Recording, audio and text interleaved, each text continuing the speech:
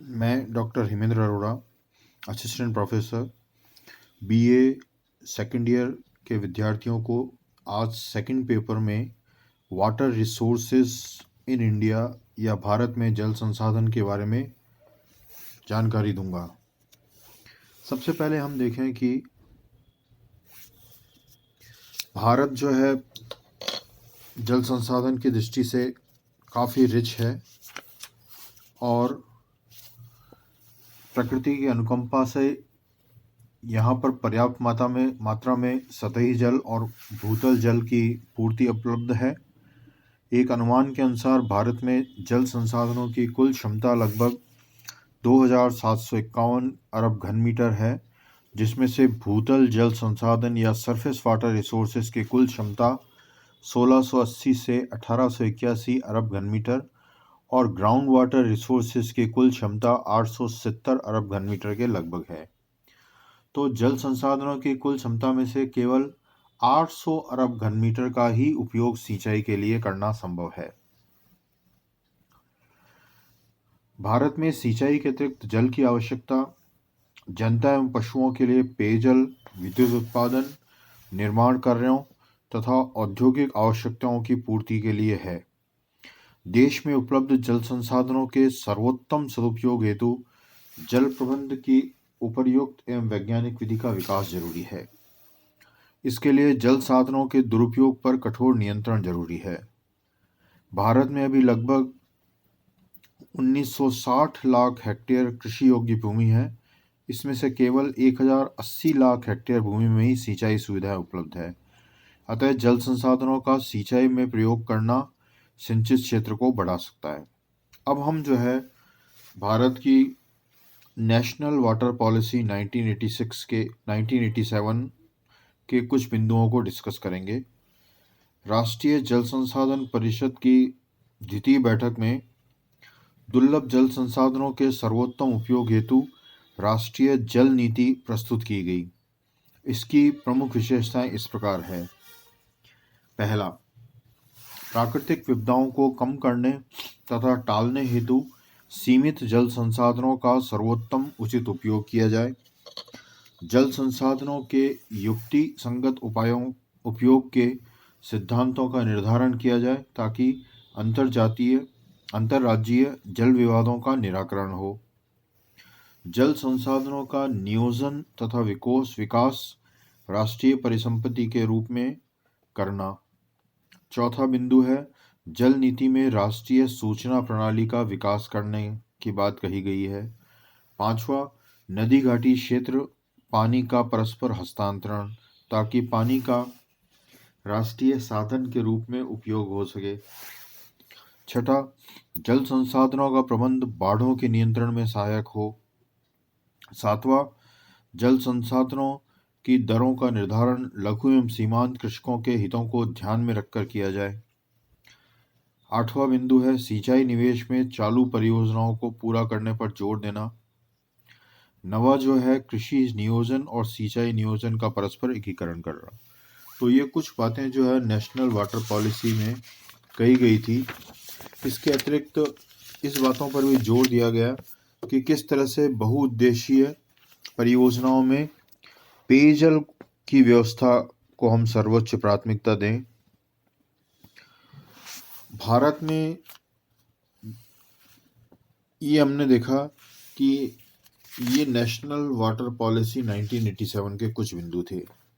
अब हम आगे जो है भारत में वन संसाधन या फॉरेस्ट रिसोर्सेज क्या है उनके बारे में आपको जानकारी देते हैं।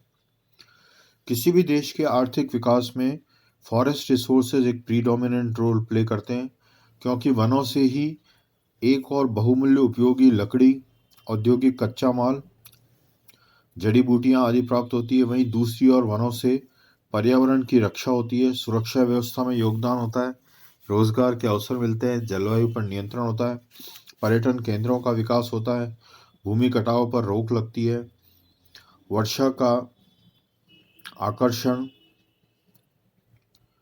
तथा बाढ़ों के नियंत्रण आदि में योगदान मिलता है। इस परिप्रेक्ष्य में वनों का महत्व बताते हुए स्वर्गीय पटेल ने कहा था, वन प्राकृतिक वनस्पति नहीं राष्ट्रीय संपत्ति भी है। यदि हम राष्ट्रीय समृद्धि चाहते हैं तो वनों का उपयोग राष्ट्रीय नीति का महत्वपूर्ण अंग होना चाहिए। इसी कारण पंडित नेहरू ने उगते हुए वृक्ष को प्रगतिशील राष्ट्र का प्रतीक बताया। अब हम देखते हैं भारत में वन क्षेत्र की क्या स्थिति है। यद्यपि भारत एक विशाल राष्ट्र है, किंतु उसके कुल भौगोलिक क्षेत्रफल 32.87 करोड़ हेक्टेयर में केवल जो है 6.7 करोड़ हेक्टेयर में ही वन है, जो कि कुल क्षेत्र का केवल 22% है।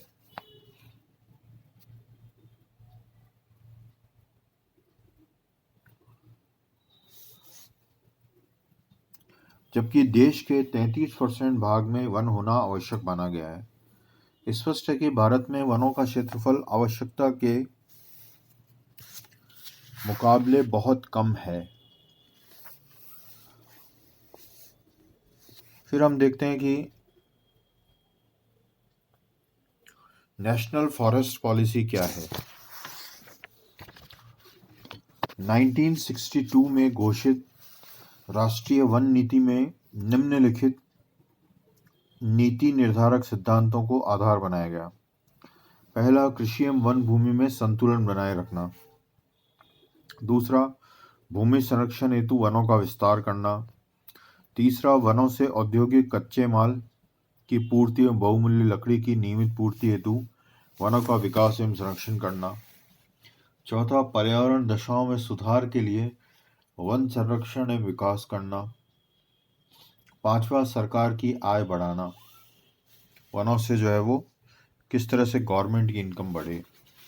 छठा जो है, ग्रामीण क्षेत्र के सामान्य लाभों के लिए वनों का विकास एवं विस्तार करना। वनों का प्रशासन की दृष्टि से एक नया वर्गीकरण हम कर सकते हैं, जैसे संरक्षित वन, जिसे हम कहते हैं प्रोटेक्टेड फॉरेस्ट। दूसरा, राष्ट्रीय वन, नेशनल फॉरेस्ट। तीसरा, विलेज फॉरेस्ट, जिसे हम कह सकते हैं ग्राम्य वन। और चौथा, वृक्ष भूमि अर्थात ट्री लैंड। वन नीति के क्रियान्वयन हेतु क्या कदम उठाए गए, देखते हैं। पहला कदम था केंद्रीय वन आयोग या सेंट्रल फॉरेस्ट कमीशन की स्थापना। 1965 में भारत सरकार द्वारा वन नीति के क्रियान्वयन में आने वाली समस्याओं के अध्ययन एवं समाधान के सुझाव देने के लिए केंद्रीय वन आयोग की स्थापना की गई। इस आयोग के क्या प्रमुख कार्य थे? पहला, वनों का संरक्षण करना। दूसरा, आंकड़ों तथा तकनीकी सूचनाओं का संकलन एवं प्रसारण करना। तीसरा, विकास कार्यों का क्रियान्वयन करना। चौथा, वन विकास के समस्याओं का अध्ययन करना। पांचवा, समस्या समाधान के सुझाव देना। छठा, विभिन्न कार्यक्रमों में समन्वय करना। तो ये महत्वपूर्ण है कि केंद्रीय वन आयोग की स्थापना की गई और उससे जो है वो नेशनल फॉरेस्ट पॉलिसी को कैसे एग्जीक्यूट या इम्प्लीमेंट किया जाए। दूसरा है वन अनुसंधान परिषद देहरादून की स्थापना। वनों तथा वनों की उपज के बारे में अनुसंधान करने तथा प्रशिक्षण हेतु 1965 में देहरादून में फॉरेस्ट रिसर्च इंस्टीट्यूट की स्थापना की गई। इसके 3 प्रादेशिक केंद्र जो हैं क्रमशः बेंगलोर, कोयम्बटूर और जबलपुर में खोले गए। तीसरा, वन प्रशिक्षण केंद्र देहरादून में 1965 में संयुक्त राष्ट्र संघ के खाद्य एवं कृषि संगठन के सहयोग से देहरादून में एक केंद्र खोला गया, जिसमें वन कर्मचारियों को प्रशिक्षण दिया गया। वन संरक्षण अधिनियम 1980 में भारत में वन उजाड़ने पर रोक एवं नियंत्रण हेतु यह अधिनियम पारित किया गया। पांचवा, राज्यों में वन विकास निगम की स्थापना। ये निगम संस्थागत वित्त के द्वारा वृक्षारोपण कार्यक्रम को क्रियान्वित करने से वनों के विस्तार में लगे हुए हैं। छठा, राष्ट्रीय पार्कों का विकास। वन्य जीवों के विकास और संरक्षण संबंधी गतिविधियों को मूर्त रूप देने के लिए देश में राष्ट्रीय पार्कों का विकास किया गया है। तो ये हमने देखे कि किस तरह से वन नीति के क्रियान्वयन हेतु क्या क्या कदम उठाए गए हैं। अब हम देखते हैं कि भारतीय वनों की समस्या और पिछड़ेपन के कारण क्या हैं। पहला कारण इसके अंदर है, भारत के कुल क्षेत्रफल के केवल 22% भाग में वन है, जबकि कम से कम ये जो है वो 25% भाग में वन होने चाहिए। दूसरा, वनों के विनाश की समस्या। भारतीय वनों के पिछड़ेपन का एक प्रमुख कारण उनका आदिवासियों, प्राकृतिक प्रकोप तथा जीव जंतुओं द्वारा विनाश करना भी है।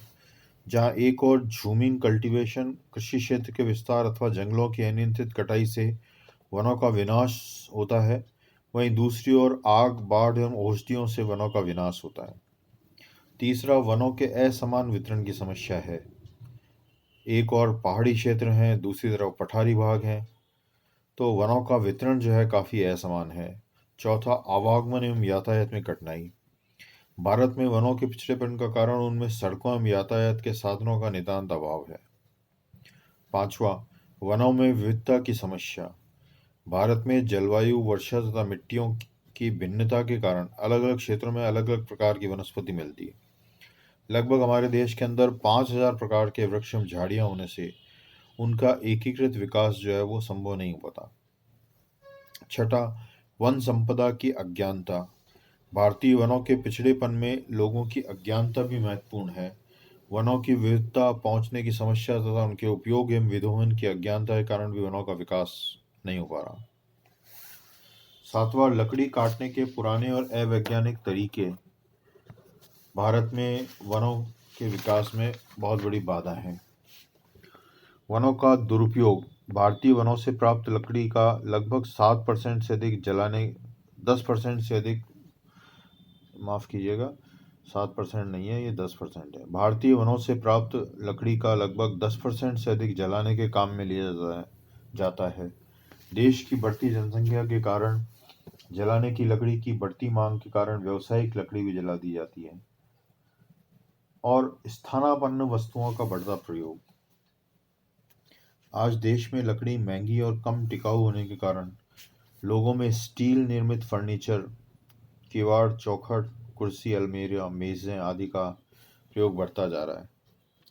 पर्याप्त अनुसंधान का अभाव। भारत में वनों की विविधता और व्यावसायिक महत्व को ध्यान में रखते हुए वनों के अनुसंधान की ओर पर्याप्त ध्यान नहीं दिया जा रहा है। वनों में आग से क्षति। वनों में बहुत बार भीषण आग लग जाती है, उससे घने जंगल जो है उनको काफ़ी नुकसान पहुंचता है। तो ये कुछ बातें थी जो ये बताती है कि क्या क्या बाधाएं जो है भारतीय वनों की है, भारतीय वनों के अच्छी तरह से डेवलप नहीं हो पाने में के कारण क्या क्या वनों की समस्याएं हैं और पिछड़ेपन है। आज हम यहीं तक करेंगे। Thank you.